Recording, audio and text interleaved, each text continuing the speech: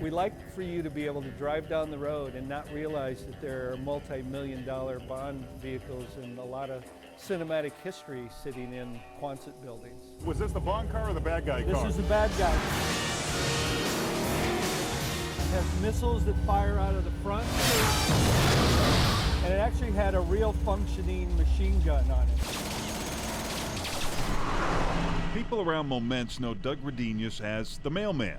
Then there's the other Doug that began with a movie matinee when he was a kid. The babysitter took me to see a double bill, and Goldfinger happened to be the second movie. Goldfinger!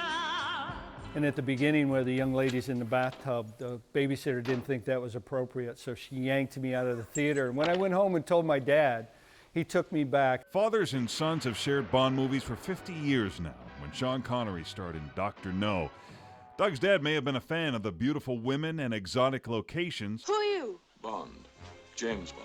But Doug was in awe of the fast cars and gadgets. Truth be told, he still is. Well, this is the ultimate convertible. This is from A View to a Kill. Roger Moore drove this and ran into a traffic gate, sheared the top of it off, and then a few minutes later a car came and T-boned it and takes the rear off. This is from Diamonds Are Forever, and it's Escape Pod. Well, this submarine, $3,000 we paid for it.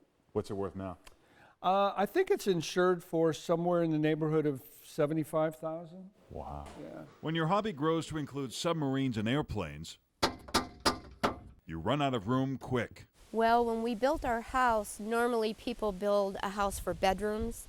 We built it with 2 bedrooms and a bond room. The Redeniuses had no grand plan to start a James Bond collection, but in 1980, with 2 salaries and perfect timing, they started investing about 10 grand a year on all things Bond. So by the time I had collected everything 31 years later, the value had skyrocketed. He's rescued these Bond treasures from junkyards and swamps. This plane came from the Everglades. Maybe go this way, up and down, guys? The rescue and restoration of those vehicles is how Redenius met the brothers he never had. Volunteers come from all over the world twice a year at their own expense to help.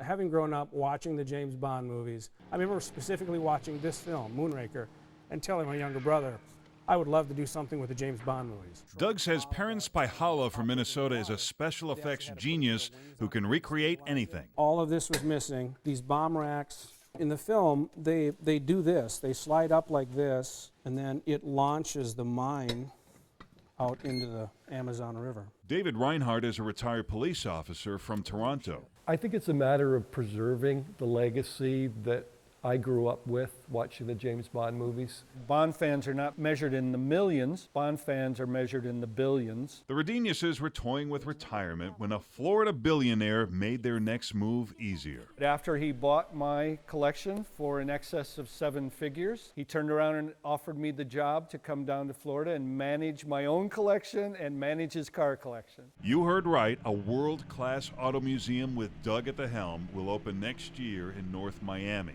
We get to share some very exciting times to come. My biggest regret is my dad didn't live long enough to see it. Doug has met most of the Bonds, Pounce villain Richard Kiel, known as Jaws, as a close personal friend, and it's even made Doug a movie star. That's him with the big smile and License to Kill. That's quite a bit of glamour for anyone, let alone a mailman. who lives out on the farm. That's right. I've worked very hard, and I've done remarkable things that no one would have ever dreamt it would have been possible.